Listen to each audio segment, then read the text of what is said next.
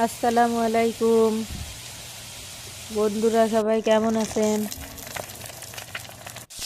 আজ আমি রান্না করব স্পেশাল নুডলস। কে কে নুডলস খেতে পছন্দ করো কমেন্ট করে জানাবা। আমি একটা ডিম পোস্ট করে নিলাম। এখন আমি একটু রসুন ভালোভাবে ভেজে তার মধ্যে পেঁয়াজ দিয়ে দেবো। পেঁয়াজটা ভাজা হলে তারপরে দিয়ে দেবো কুচানো পেঁপে আর একটু গাজর। এগুলো দেওয়া হলে তারপরে দেবো নুডলসের মশলা, সস আর একটু গুঁড়া দুধ দিয়ে এগুলো আমি ভালোভাবে নাড়াচাড়া করবো।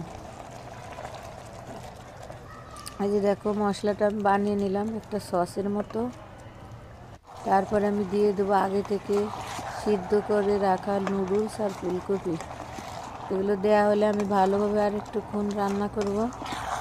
রান্না করলে তৈরি হয়ে যাবে আমার মজাদার স্পেশাল নুডলস। এভাবে একদিন খেয়ে দেখবে, খুবই মজা লাগে।